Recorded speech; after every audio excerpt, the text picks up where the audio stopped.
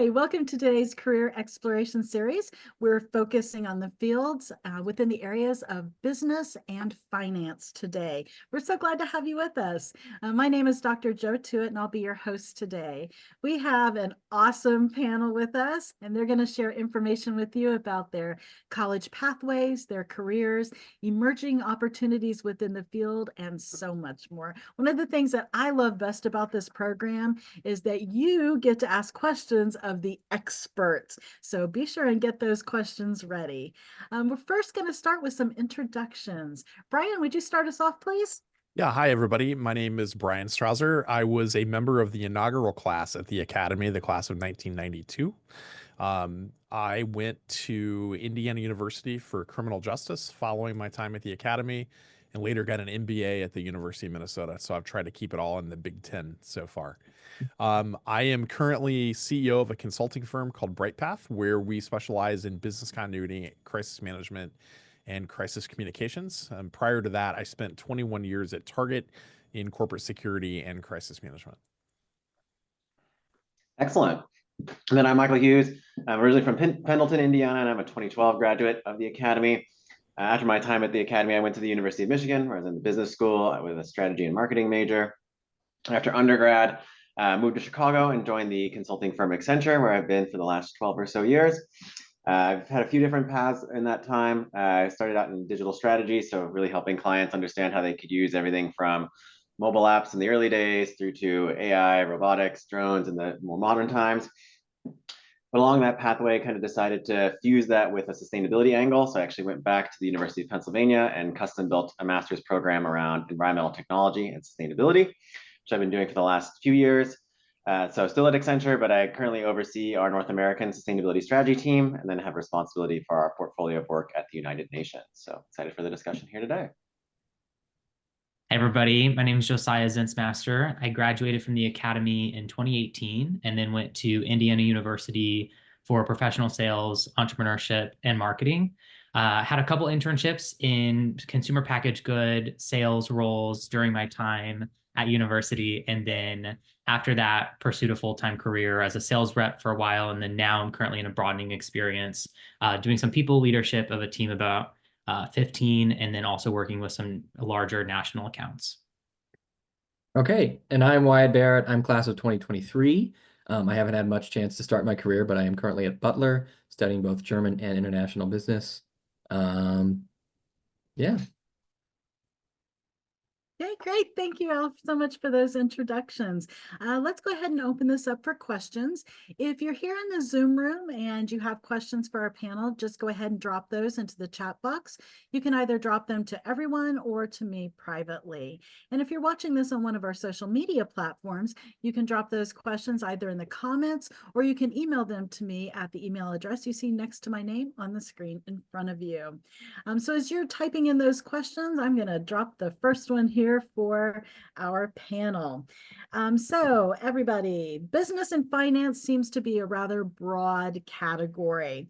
Can you share some of the different types of careers that are within those fields and areas of specialty?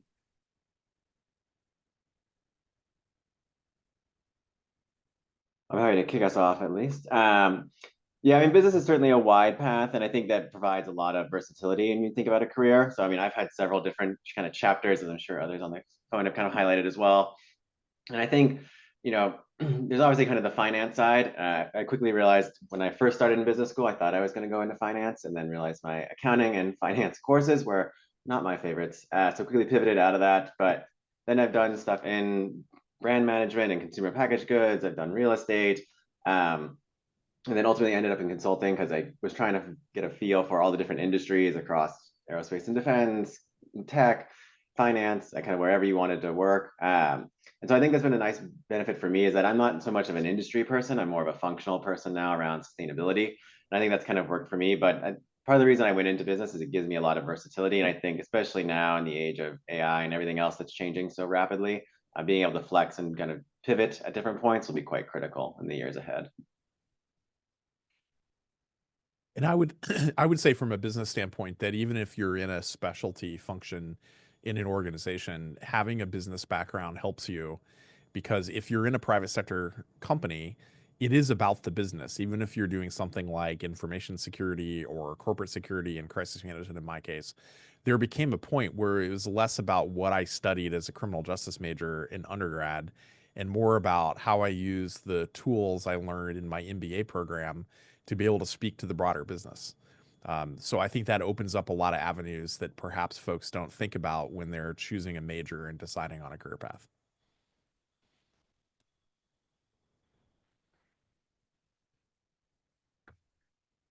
Great, thank you so much. Next question that we have coming in is, can you talk a little bit about why you chose the colleges that you did, and if you have any particular recommendations for undergraduate programs? Well, all of us that went to IU were right. Sorry. That's right. Go Hoosiers. My Sorry. dog's named Hoosier. Big Hoosier person here.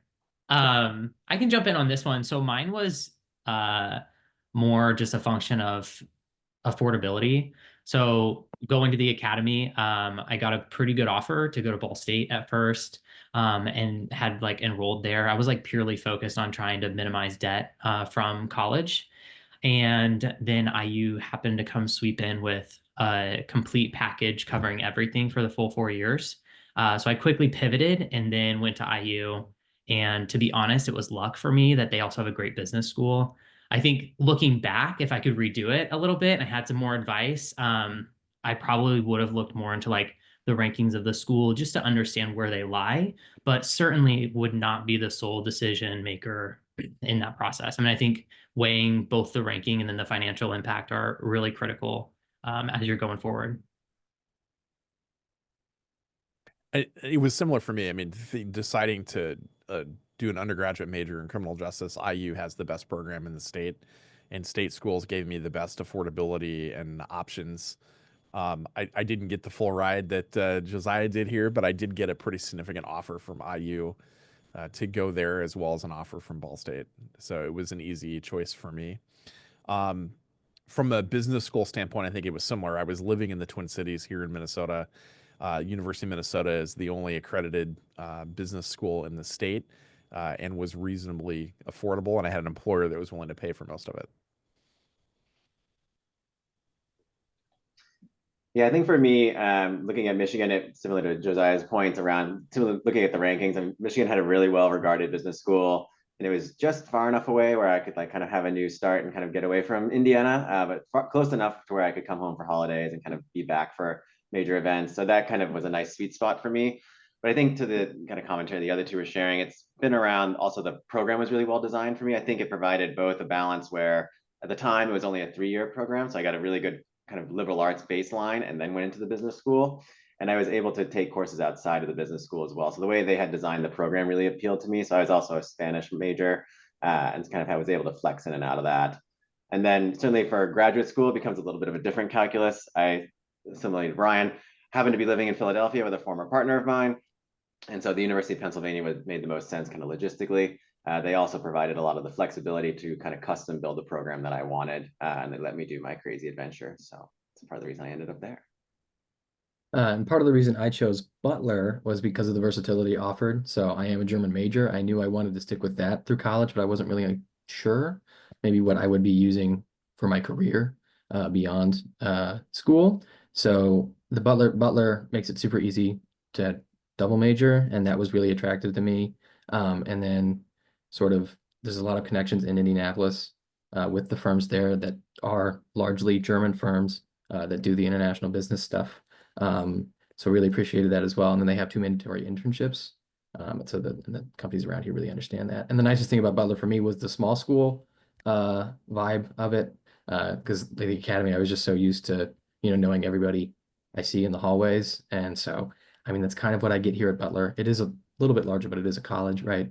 So I really appreciated just having a smaller community in this larger city. Great, thank you so much. This next question is kind of a two-parter. The first part of the question is, did you always know what you wanted to study in college? And the second part of that is that this person is interested in international business, and what are your suggestions and recommendations for how best to prepare while they're still in high school?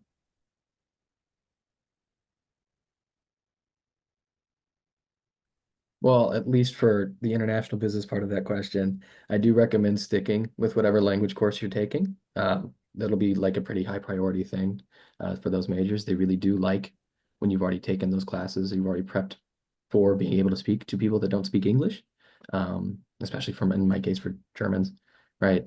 And then sort of when you're looking into international business, you also do want to look into like location, what kind of firms that school is connected to. So particularly for me, like Roche in particular has a headquarters here in Indy, and I'm particularly interested in working for them because they are a German company. So really, I think say whatever city connections that they have is really important as well for that international business side. I would add, at least on the international business side, if you're going to, if you plan to go to college in the United States, I would look for a program that offered some international experiences and take advantage of that. Our business school, when I did my MBA, we spent 2 weeks in Brazil, touring businesses in Sao Paulo and Rio. And I think that gave a lot of perspective. But if you can study abroad for a semester or even a year, I think that's a great advantage. Or even go to college or graduate school internationally. London and Paris both have strong business schools that you could attend as well. In terms of like career path or what I wanted to do, I definitely had no clue. I think my original intent was computer science, and the more I did that in high school and took advantage of taking some classes at Ball State while I was at the academy, the less interested I got and the more interested I got into other fields before landing on my major. I think that's pretty typical. So I wouldn't be afraid of changing your mind along the way. Absolutely. I mean, I'll just echo that. I think when I first went into business school, part of the reason I went to the University of Michigan was in case I didn't get into the business school or if I didn't like that experience, they had a number of other programs that I could kind of jump to that were really strong, whether it was economics or engineering or other programs. Yeah, I mean, the reason many of us go into consulting is we still don't know what we want to do professionally. So yeah, I think being flexible as you kind of go through things is totally fine. All of my friends have basically pivoted from one career into the next. So it's pretty unusual for people to stay in the same job forever and ever. Even though I've stayed at the same company, I've had probably 4 different roles. I've lived in multiple cities. And if you find a good company, like they can possibly give you international experience and kind of let you rotate out, especially in consulting, we do that quite a bit. But I also say, yeah, if you find a school where you can do study abroad, I did a few weeks in Costa Rica as well as in Ghana, and those experiences are really quite illuminating, even if they are brief. So try and take advantage of those best you can. Yeah, the only thing I would add on this, especially thinking through the lens of trying to think about this early as you're in high school and preparing for next steps, is like I focused on having a direction. So I knew I wanted to go into business, but I certainly didn't know the discipline within business that I wanted to pursue. But I was okay with that. Like I took peace in the fact that I had a general direction, but I wanted to discover along the way as I was learning. And so I have no idea what I went into the business school studying. But I remember I was sitting down with an advisor and she asked me like what I thought about marketing. And I told her, I was like, the only thing I know about marketing is Schmidt from New Girl. That was like the honest conversation we had. And she just like, through that conversation though, she was like, I think that you should take a class and explore it. So I took a class exploring some marketing and sales and then a class exploring entrepreneurship, both in the same semester to decide how I wanted to move forward. So I would just say like, try to focus on having a direction, but then use those first couple years, if the program allows, to explore and figure out what you really like. Great, thank you so much. The next question that we have for you all is for insight into what your daily life looks like, work life looks like. So the question is, what does your day-to-day look like? And then the second part of it is, what do you enjoy most and least about what you currently do? It's a bit of a loaded question there, isn't it? Just a bit. I mean, yeah, go ahead. Brian. Okay. So yeah, I think from a consultant standpoint, Brian, is really interested in your perspective as well. You know, I think it changes a lot as you kind of move up the kind of consulting hierarchy. I say at an entry level, it's a lot of kind of doing core research, attending meetings with some of the senior partners, really kind of absorbing and trying to understand how you solve some of these complex problems that clients come to us with. But you're kind of much more in the weeds kind of as an entry level. So when I was first starting, it was a lot of like, not always the most glamorous tasks, like note taking and kind of doing core research, summary PowerPoints. But as you kind of move up, it becomes a lot more around kind of people management and client management. So I spent a lot of my days, it's a lot of Zoom calls like this. But it's also, trying to make sure that the team has what they need, supporting them, guiding them, providing them, kind of insight around how they think through the structuring of the different problems. But I also spend a lot of time when the clients are unhappy or they have a new need, I was trying to help them understand, how we could best help them. And part of that within my UN role is I actually am speaking to a lot of issue experts, so people who have spent their whole lives focused around human rights or climate change or other issues, and trying to understand from them, what are the insights we could bring to our kind of broader UN portfolio and trying to implement those types of ideas. So, I mean, it's a lot of, for me at least, it's a lot of people management, both on the client side as well as kind of my junior staff. But more and more, it's also managing up and managing my own bosses and their multiple perspectives and trying to keep the team shielded from some of those. But Brian, I'm curious from your kind of perspective around consulting as well. Yeah, so mine is similar. First I would point out I have a preteen daughter and a teenage daughter. So mornings are consumed with getting them to where they're going, and evenings are and I know, Joe, you know this. Evenings are consumed with getting them to and from dance. Because they're both competitive dancers. So there's a lot of family chaos between my wife and I that we're managing. But at work, I'm CEO of a 10-person company. Half my employees are here in Minnesota, half are distributed. So I spend about 30 to 40% of my time on direct client work where, clients are looking to me as the CEO to represent the firm. And usually these are executive conversations that I'm engaged in or presentations that we're doing. The rest of the time I'm helping the team kind of manage their work, or I'm writing proposals and in sales conversations, business development conversations with clients and prospective clients. We also, because we do crisis management work, you never know when something bad is going to happen. So in some cases, we're involved in some stuff after hours, early morning, over the weekend, and we just have to, manage through that and then make sure we're balancing our lives, our family life, and, getting some time to ourselves in along with all of that. Yeah, so from a sales lens, when I first came out of college, primarily my day-to-day was as a territory sales rep. I was going to stores and meeting with our customers and working on their business there. In the role that I currently have, I'm doing rotations throughout the organization. So I spend most of my time working with the team of 15 that I talked about earlier and like setting their monthly initiatives and strategies for how we're approaching the field work, and then going out throughout the month and validating and upskilling on different areas of that. At the same time, I work with some regional accounts. So that's more of like the strategy lens of figuring out what we're working on over the next year or 2 years, and then how we're moving forward there.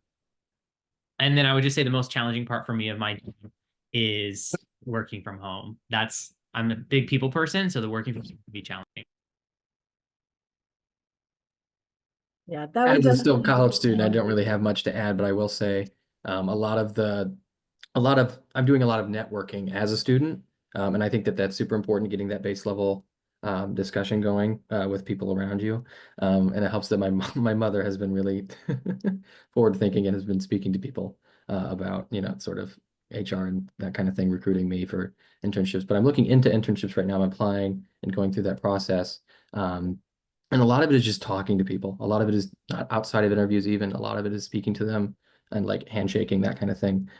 So I think it's like super important as well to like, adopt sort of like somebody that's easy to talk to is super important, I think, during this time, at least for me, before the career. And why, thank you for mentioning internships. That is actually our next question up for you all. So the question is, what types of internship experience did you get, whether in high school and or college, and how did that help improve your network?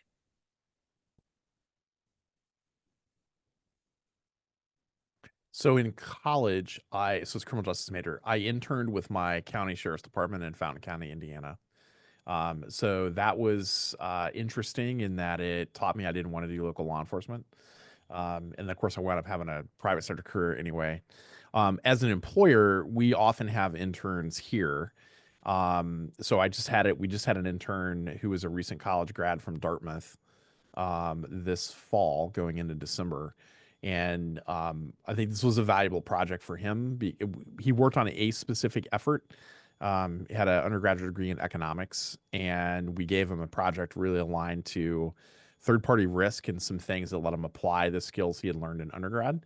And he used that pretty extensively in his interviews for a position he started in Boston this January. Yeah, I think from an internship perspective, I had kind of a circuitous route. My first summer of college, I was a garbage hauler actually, which I did end up using later in my professional life somehow. But I was also an intern for a real estate development company, as well as for a consumer goods company and doing brand management for them. And I would say it's probably less so about actually building the network, and it's more about for you as an individual figuring out if you actually like those jobs. I think part of what I found really valuable is I really enjoyed my experience, but I found brand management just a little repetitive for me personally, and I realized that was not what I wanted to do, especially as a marketing major. Was an interesting pivot. And then real estate was just a little bit too slow for me in terms of just realizing the vision of the buildings we were kind of executing and all that.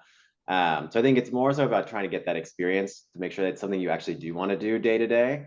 But also, I think you learn a lot of soft skills. Like operating in a workplace is very different than kind of school. And so internships provide you a good kind of safe space to learn what it's like to go to meetings, go to these dinners, networking, all those kind of soft skills that are really helpful long term.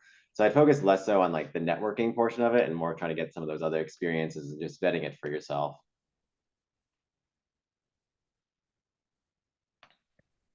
Yeah, I interned actually when I was at the academy. I started an internship. It was like a soft one, doing some writing for a creative agency in Fort Wayne, Indiana.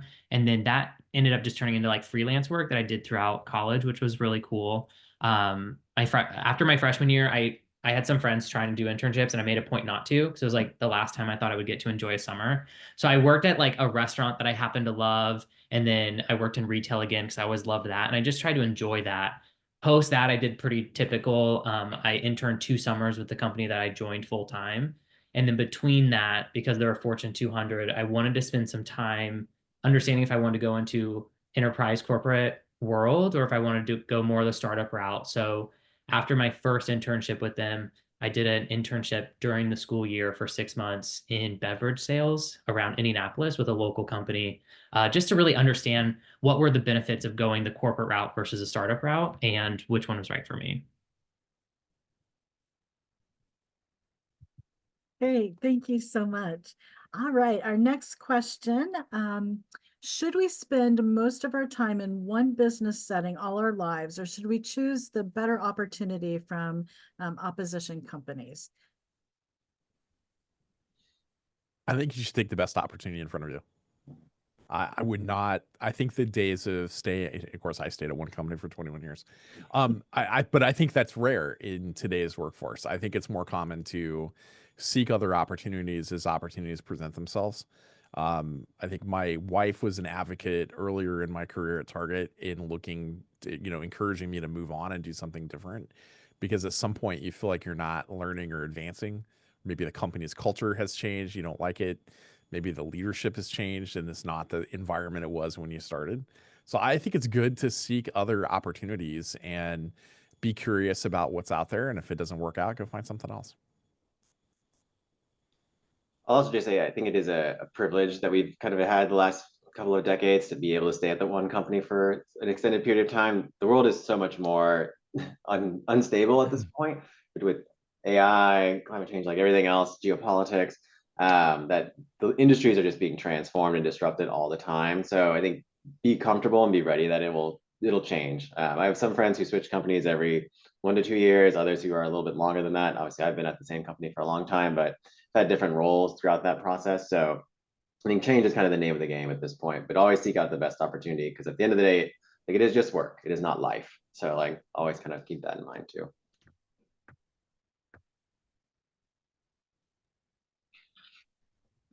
All right, I'm going to take just a quick moment here and pause from our questions for a second. If you are watching this in the Zoom room and you have questions for our panel, go ahead and drop those in the chat box, either to me privately or to everyone in the group. And if you're watching this on one of our social media channels, you can drop those questions in the comments, or you can email it to me at the address you see next to my name on the screen. I'm going to share my screen very quickly here with you. If I can get to the screen share button, there we go. And as I'm asking this next question, if you want to scan the QR code that you see on the screen, I will send you some cool swag. All right, give me a thumbs up if you can see that. All right. Okay, so go ahead and scan that for some cool Academy swag. The next question for our panel while you're doing that is, how do you keep your skill set current?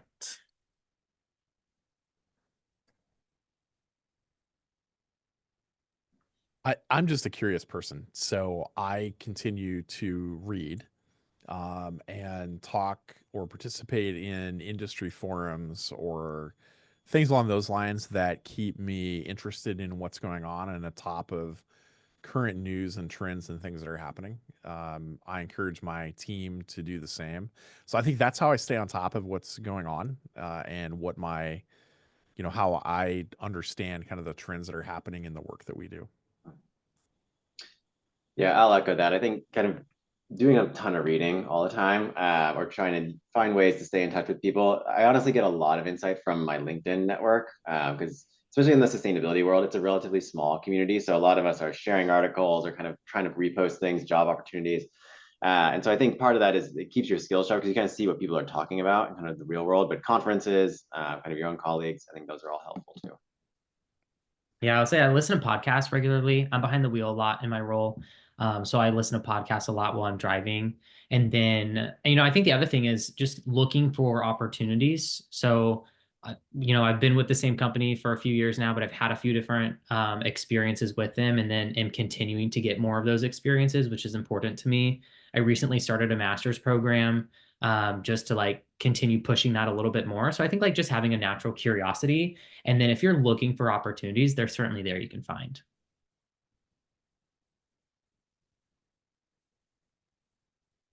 Wyatt, from the student perspective, how are you building your skills?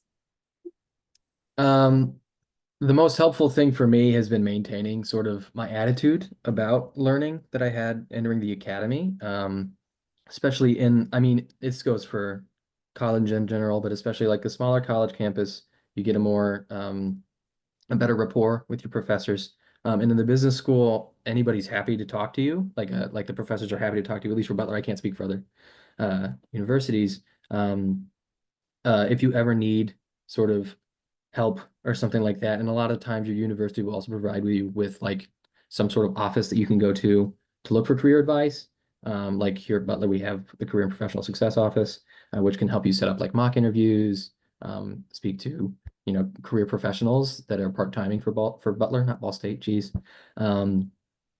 So there's so many tools at your disposal when you're still in school, that you should probably take advantage of about as many of those things as possible. And you're already given an advantage being an academy student, I think. To take advantage of those tools. Not everybody does. Not everybody does, especially those just transitioning straight from a normal high school right into college. Great point. Thank you so much. This next question is, I am interested in going into finance, and I'm curious what you see as the major differences between working in finance and private business versus government.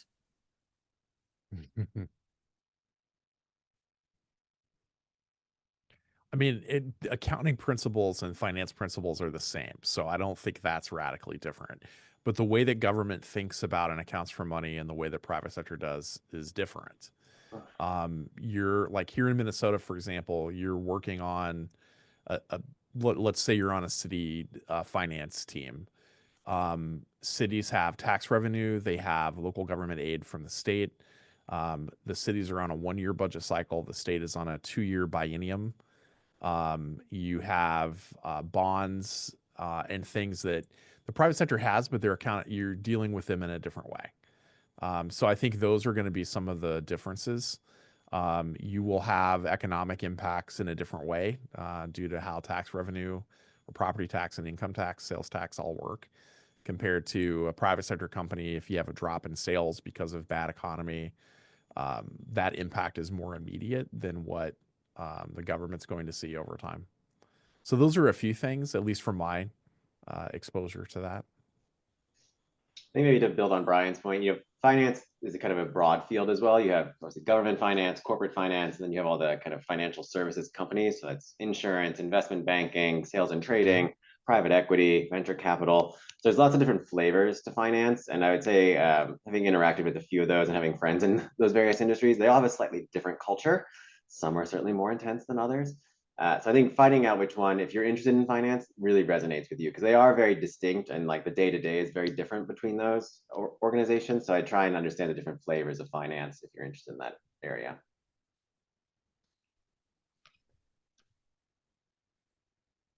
Thank you.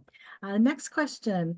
Would you say that doing a specific undergraduate degree, such as computer science, and then doing an MBA would be better than doing a business undergrad and then doing an MBA? I'll start on this one, I guess. So I did a business undergrad, partly because I think it gave me a really good foundation in both soft skills and some of the hard skills to really give me the flexibility as I was starting out to do a lot of different types of roles. My general view on grad school is I think it's always good to work for a little while and make sure you understand kind of what you like or don't like in the business world. I see a lot of friends who kind of tried to do it in a short duration. And I think a lot of them have come to regret that over the years. And I think a lot of people have the experience in working and they can focus their efforts. Like I worked for 5 or 6 years before I went back to grad school and really knew what I wanted and then kind of built it for my purpose and my needs. And I have no qualms about doing that. Like I really enjoyed my experience. It was exactly what I wanted. Paying back my student loans and everything, I have no issue with that. But I have some friends who like just went back for the sake of going back because a bunch of their peers were. And I think a lot of them are unhappy with that decision because it's not an inexpensive choice and it is a lot of time, it is a lot of effort. So I think it's better to like make it an intentional choice. The other thing I will say is I think, in the age of artificial intelligence, I think if you're going to go back for grad school, it needs to be like for a very specific thing. I think if you read any articles about MBA programs this year, they're having a hard time getting offers at this point. So I would proceed with caution with graduate degrees, depending on what you're looking to do. So, I mean, I had the opposite path, right? I did an undergraduate degree in criminal justice where I think we never talked about budgets or strategy, or I think we had one math related class and that was research statistics. And then I did an MBA 12 years later, I think, of finishing undergrad. So I did the MBA because I was in a business, a Fortune 30 business, and I had risen to the point where the skills I had in undergrad were not the skills I needed to continue to advance my career. I vividly remember a conversation. We were building a large global security operations center at Target. That was one of my projects. And the entire strategy discussion I had, the financial discussion on how to pay for this, I was lost. And I walked out of the meeting and I turned to my then financial analyst, who is now Target's CFO, by the way, and said, "Hey, I didn't understand any of that conversation." And he was like, "Come set up time with me. I'll educate you on this." But as a business leader, I needed to know those things in order to continue to advance my career. And that led me to get the MBA and build the kind of tool set that I needed to continue to grow my career in the organization. So that path worked for me. And I think if you're in a business, pursuing a graduate degree at the right time with some experience, knowing what you like, I think that's really solid advice. And then going for something that will give you the tools you need to continue to advance the career that you want would be my best advice. Yeah, I think they both hit it on the head. The only thing I would say is I've met plenty of people like throughout the last few years working full time that may not have had a business undergrad degree, but then went back for their MBA once they like kind of found their niche into business. So there's certainly different paths. I would not have done mine a different way. I liked having the foundations of those 4 years, really coming in and understanding more of business up front. But I certainly don't think there's a right or wrong way. It just depends on your path. Great, thank you. All right, next question here. How, all right, how did you choose your business path, and how did you improve that business path? And how did you know what skills to add to your business path in order to improve your skill set? Let me repeat that one. So it's got a lot of parts there to it. Okay, I'm gonna repeat it one more time here so you can think about it. Let's see. How did you choose your business path, and how did you improve that business path? And how did you know what skills to add to your business path to improve your skill set? I would say like trial and error, to be honest. It kind of like went into business school, like kind of thinking I wanted to do finance, and then that didn't really work out once I took my first accounting course. And then I was like, oh, like, well, I'll go do real estate. And then I was like, maybe not this. And then I tried marketing. I was like, also not for me. Then I went to consulting because I was like, I still don't know what I want to do. I worked in like a dozen industries, and I was like these are all fine. Spent a few years doing that, and then I really found my sweet spot with sustainability, and I've really kind of leaned in there. But even that, trying to evolve that over the last few years, the work has changed, the dynamics geopolitically have changed. So I think it's kind of trial and error to a certain extent, really figuring out where you really are passionate and really care about the work, or you find it intellectually interesting. And in terms of like improving skill sets, I mean, there's so many different ways to do that. We kind of talked about reading your own network, conferences, going back for graduate school.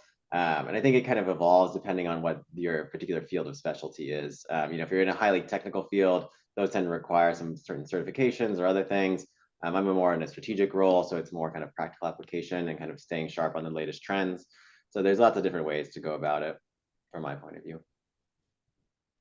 Yeah, as I said earlier, I chose my degree because of a recommendation pretty much from my advisor.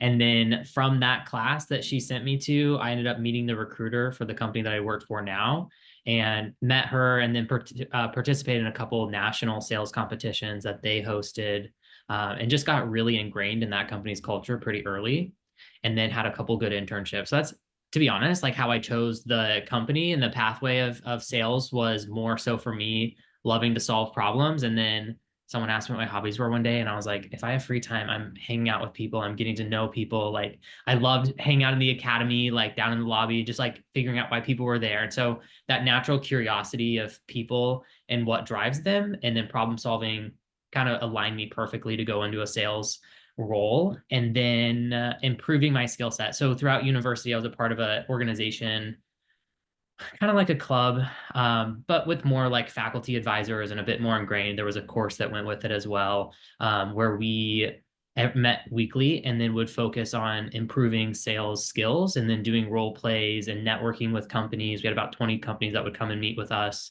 And so that organization really prepared me to launch when I started full time, having a lot of the soft skills that we were talking about earlier, and being ready to go within the field. I appreciate the advice, everybody.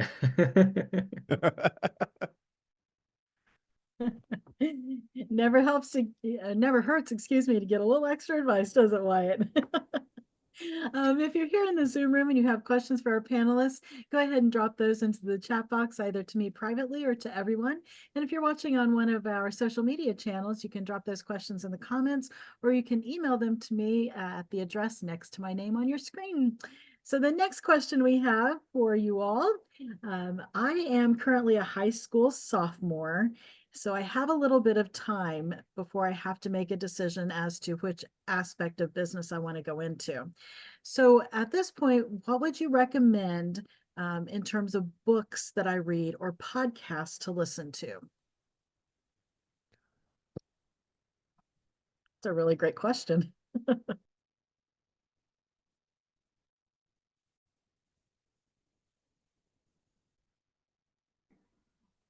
I can't think. I don't really listen to a lot of business podcasts. I don't know if I have any good recommendations there. I think the best business book I've read is The Hard Thing About Hard Things by Ben Horowitz, who is the one of the managing partners of Anderson Horowitz, a venture capital PE firm. I like it because Ben mixes a set of stories about being a leader in a business at different points in his career with his advice on what he took away from those things. And I think particularly if you're interested in entrepreneurship, pretty honest reading of the risks and the challenges, the struggles that go along with that. That's the best business book I can think of the last decade or so, in my opinion. Yeah, I'm struggling to think of a book off the top of my head. If I stare over at my bookcase, I could probably think of another. But I think in terms of podcasts, in terms of just getting variety and exposure, especially given where you are in life, I think like How I Built This or Diary of a Startup CEO, like some of those are quite good just because you'll get a lot of variety of industries, different types of businesses, different types of leaders. And so that'll give you kind of a good flavor and kind of versatility around the different types of options with the two that come immediately to mind. Both of my recommendations might be a little bit less on the spot of business directly, but Morning Brew Daily is a news podcast that I listen to, and they're kind of covering what's going on and have like a bit of a business twist to it and some of the discussion through the podcast that they're talking about. So I really like that one, and I feel a little bit more aware both of what's going on, but then also there's tons of industries I'm not in within business. So like just hearing some of those words that they're using. And then a book I think would be particularly helpful like while you're still in high school and getting ready to go out through the next few phases of life. But Grit by Angela Duckworth, that one is all about, just really, is it basically like you're born with talent, or is it because you've had the grit and the hard work and the work ethic to get you there? And I've used that one in a few pivotal moments as I've been navigating, especially when I was first in full time. So that's a really good read. Yeah, I would totally recommend Morning Brew as well. But also, if you're really planning on going into the business world, you're gonna have to get used to reading a lot of rather dry reports. So, and I have the Henry County Interim Report from like 1998. It's just south of Delaware County, and I've been slowly reading through it. It's where I'm from. So, and it's just very dry, very just descriptive text on a lot of the buildings within Henry County and all the townships that lie in there. I mean, it's really interesting to me because it's something I care about, but it's also really dull. It's really not fun to read. So I just like, as somebody that's in business, maybe get used to, having to force yourself to maybe look at something that's a bit more dull. It's not really fun. Sounds like a lot of the research that I often read, Wyatt. A little dull to read, but boy, it's got some good nuggets in there. So, all right, next question. I really like this question. What industry trends are you currently keeping an eye on?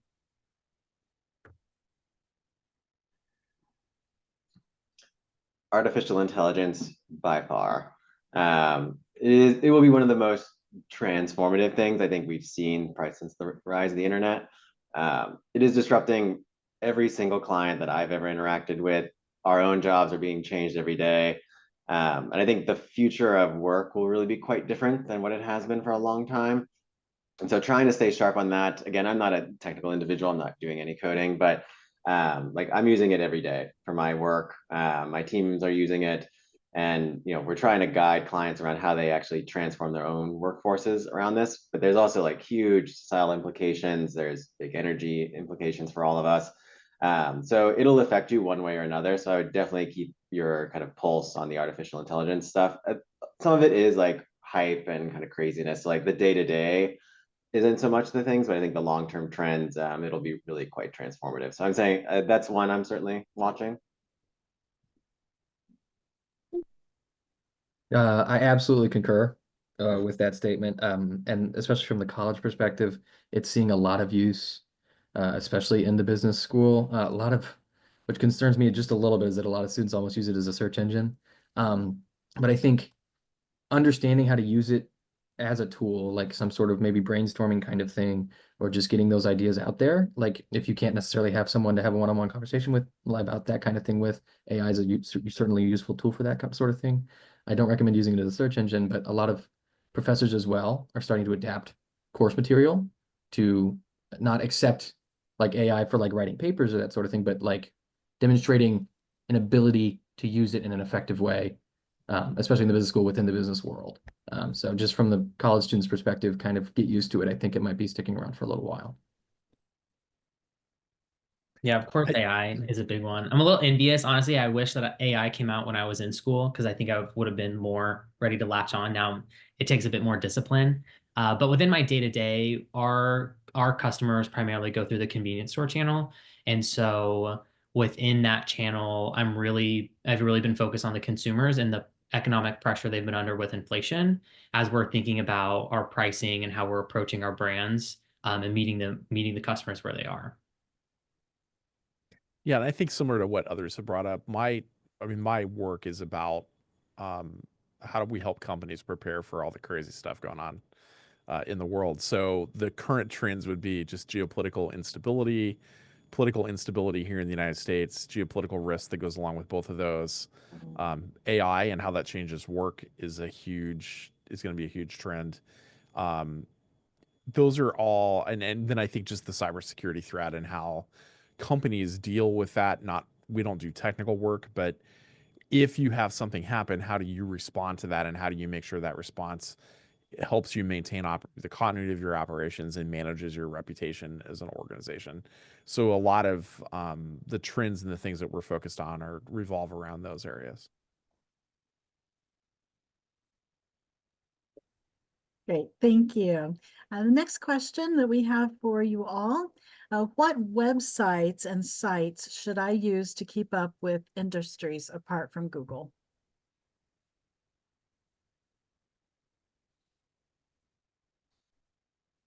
Well, I mean, I think in terms of news sources, things that I think are helpful from a business standpoint are like the Wall Street Journal, the Financial Times, the Economist are all good magazines and websites, newspapers to keep track of. I think there's a number of blogs and other sites and podcasts that are also helpful for finding other trends that are out there. Yeah, I would certainly echo the Financial Times, The Economist. I think they are very broad-based, and so they give you kind of a global view. I think some of the US media can be a little bit heavily biased. Again, we are a huge economic force in the world, but there's a lot happening around the world, and The Economist, I think, provides a really good global scope in that regard. I also read like the MIT Technology Review and some other pieces that kind of keep the pulse of, again, we all have to work with tech every day, so understanding kind of what's coming down the pipe is always quite helpful. But yeah, I think that's kind of all I would add. I don't have a specific website, but I would definitely say let someone else do the work for you. Like, don't try and go and like find out all these trends yourself. Find a source that's going to bring them to you. And then if you can incorporate just a little bit of that to your day to day. So like throughout probably after my sophomore year of college, I started reading a certain article that I would get daily in my inbox as I like had my coffee in the morning, and it like became part of my routine. And so then after a couple months of doing that, I felt like I really was more aware of what was going on compared to before. But it's certainly, as you're starting out, it can be a bit overwhelming. So just find some nugget you can add and incorporate to your routine. There's so much that you can just find on places like LinkedIn and just job posting boards. You don't even really have to read through those sort of posts that people make. A lot of the times you can see recruitment trends that companies are doing, which I'm having to look at right now when I'm looking into my internships, understanding, what's going to be wanted, in the next like 5 years or so. Obviously, it's unpredictable. No human's ever been good at predicting the future. But just like LinkedIn and Handshake, just on those recruiting boards, it's super easy to understand sort of, well, not super easy, but it's a good way to get an understanding of what companies are necessarily looking for in the near future. And if I'll add one more thing, if you have a specific company that you're looking at, or like you're using just a company within an industry that you like look toward, you could always look at their investor boards. They're going to be talking about trends within the industry to the street. And so that's a great way to quickly go and pivot to some industry specific insights. Great tips and information. Thank you so much. I'm going to let you guys catch your breath for a second, and I'm going to share my screen again with everybody. All right. Okay. So I would just want to point out a few of our upcoming visit opportunities that we have. This month in February, we'll have a Let's Chat, which will be in just a couple of days. That's our student-oriented chat where you can jump on Zoom and talk to some of our current students. We'll also have our on-campus Shadow Days on February 7th and the 21st, where you can come and spend half a day or a full day with us, sitting in on classes, and you can participate with those. And again, get your questions about the Academy answered. It's a great way to kind of immerse yourself in the experience for a day. And then coming up on February 13th, we'll have our What Makes the Academy Exceptional program, and that will feature some of our nationally ranked faculty. They're ranked number 9 in the nation. So you'll definitely want to jump on there and hear what they have to say as they talk about the way they approach their classes, the types of classes that we offer. And again, they'll answer any questions that you might have. And then the last two I want to point out there is our virtual lunch and learn. That's for that's for our parents, and we'll be focusing specifically on that one about admitted students and what you can expect next in the process. And then finally, if you haven't been able to attend a Discovery Day, I highly recommend it. It's a great time to come on campus, hear from all of the department areas to really kind of get a good idea for what the Academy is about. Plus, you'll get to take a tour, meet some parents and students and faculty. And again, it's just a great way to kind of dive into the program. So go ahead and use that QR code there that you see, and that'll take you to the full list of programs that we'll be offering throughout the next few months. And with that, we're going to ask the next question. I absolutely love this one and can't wait to hear your responses. The question is, who inspires you, and did you have a mentor?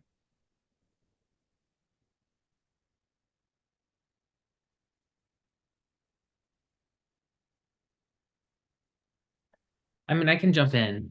So I would say over the years, like who inspires me has changed. I try to think more about like lifestyle and some goals. So like almost more of like a figurative aspiration. Of course, there's been specific people that have like fit that model that I've looked up to. And mentorship to me, I think is critical. Everything business is new to me. No one in my family is in business, certainly not in the corporate realm. None of them went to university or pursued anything beyond high school. And so like, all of this world that I'm going through is pretty new to me. And so through mentors that I've had in different phases of life, they've helped me understand how to navigate those challenges. I currently have a great mentorship with the director in my company. And so we talk every 6 weeks on a Friday just about development and how to best prepare for like some of the next steps. I'll say people who inspire me. I think I always look to different people for different things. You know, my grandfather was certainly a hero of mine for a long time, and he helped get our family out of poverty. He was in the military, and we just I think he worked really hard and kind of was a nice like kind of balance of like a lot of the military values around honor and integrity, but also like a hugely personable person. I think I kind of looked to him for some of those characteristics, but you can look to anyone for kind of a bits or pieces of them. I actually really like Conan O'Brien personally because I think he lives his life so authentically goofy, and I always kind of try to aspire to do that best I can.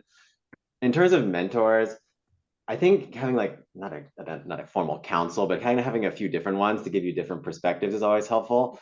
I have people who are, you know, within my own company who are kind of mentors, but who are external to it too, because sometimes you can get a little myopic working. Again, I've been in the same company 12 years.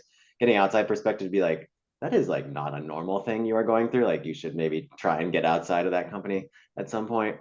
So I think it's good to have kind of a different variety of perspectives in your life, wherever they may come from, mentors or inspirational leaders.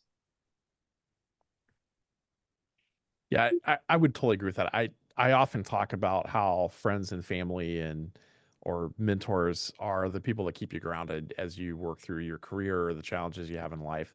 So whether it's your parents or your siblings or close work colleagues or people more senior to you, I think it's valuable to have those connections and rely upon them for advice and kind of ways to stay grounded as things get thrown at you throughout your life. Right now, we're talking about, you know, phases of life. So right now, who inspires me in particular is an Academy faculty member, Heather Rogers, is the reason I'm still pursuing a German degree at all, is the reason I care about doing that international business sort of thing. She was so passionate about sort of the culture there and you know, all things Germany, and I really appreciated that. And it really, you know, spurred me on to continue my education in German. And then as for mentors, as a college student, it's just mostly my professors, especially in the business school. A lot of my professors, especially if they're not tenured, they typically will work part-time or full-time. They'll work part-time for the university. They'll work full-time for whatever firm they work for, typically in Indianapolis or like Carmel or something like that. And they have just granted me so much insight into, similar to this panel, it has just granted me so much insight into what the world looks like outside of school, once you're beyond school, looking into a career, and as part of like all the application processes for internships and all that sort of thing. It's been like a great deal of help having these professionals guide me through that process. So I think looking to professors is certainly the way to do it. Wyatt, Heather Rogers was Heather Hobar when I started at the academy in 1990, just to make Yeah. you feel young or me Mhm. old. I'm doing Stats Congress next weekend, so I'll be seeing her Awesome. when they get up that way. Yeah. And I'm going to make sure to share that clip right there with her so she gets to hear you guys. I know she then loves it. please apologize to her for me not being a very good student in Russian class. Oh, I'm positive you are fabulous. No, not in that one. Well, our time has gone just way too quickly, as it always does. So I'd like to ask each of you to share with our participants today any final words of wisdom, pieces of advice, final thoughts that you might have. I mean, I think what I would say, I was reflecting on this before the session. The folks you are at the academy with, or you may choose to go to the academy with, will be some of the best friends you ever make in your life. I talked to one of my classmates from my class this morning. If that tells you anything, she called me for advice about something she's dealing with at work. So if that tells you anything, 31 years later or no, well, longer, I won't talk about that. Many years later for me. But lean on your classmates. If you went to the academy or you choose to go to the academy, they are your friends for life, and they'll always be the source of great advice. I hope. I think looking back, one of the things I most admired about the academy was just the sheer diversity of the people who were there from all walks of life, socioeconomically, culturally. And I think my piece of advice is that it's okay to be different. Like, especially in business, there is no like singular way to do anything. We were speaking about books earlier, like Quiet by Susan Cain was actually a very informative book for me. Like, I was a very shy, quiet kid for a long time. I think that kind of became a power for me, and that like it's okay. You don't have to be like a super extroverted leader. When I went back and kind of built my master's degree, everyone thought I was crazy. Like no one understood what I was doing. My own parents, my own partner, like they all thought I had lost my mind. But you have to sometimes take a risk, and it's okay to kind of forge your own path, to be a different, different personality, different approach to things, and it can make you stand out. So like, just kind of embrace it. Don't fear it. I think for everybody, especially probably attending or watching this recording, like at this age, and you're thinking about this already, you're probably one of the more ambitious people in your circle, or just really compared to the general population. And so knowing that, it can get so easy to get caught up in the details and trying to plan everything out. And there's something to be said for taking peace and like knowing you're on a direction and some of the path is unknown, because you really never get the present again. You only have now in this moment. And so I would just say that it's really easy to overthink and get caught up on the future, but some of the best things come when you let the details work themselves out. And once you leave the academy, the academic environments that you're a part of, especially going into business, are very different. So I just recommend that going beyond the academy. If something sounds interesting, if something sounds fun, that you should take it. Because especially at the base level of business school, a lot of it is not a whole lot of critical thinking. A lot of it is learning how to use spreadsheets. A lot of it is just like very basic sort of learning how to use tools. And one of my favorite classes I ever took was a critical approaches to literature class that I had at the academy. And I had so much fun doing it. And I've been searching for that sort of experience the entire time I've been here at Butler. And I've found it a couple of times, but it's not been as part of that business school. It's been a part of my liberal arts and sciences degree. So I think as an academy student, you are uniquely equipped to sort of deal with that dichotomy because you have such broad interests, I think, base level as an academy student, that it's really easy to just sort of adapt to that way. Wonderful final thoughts. Thank you all so much. Brian, Michael, Josiah, Wyatt, thank you so much for joining us today and for sharing so much great information with our participants. And to all of our participants, thank you for joining us. Until next time, enjoy your day. Thank you. Take care all. Thank See you. y'all.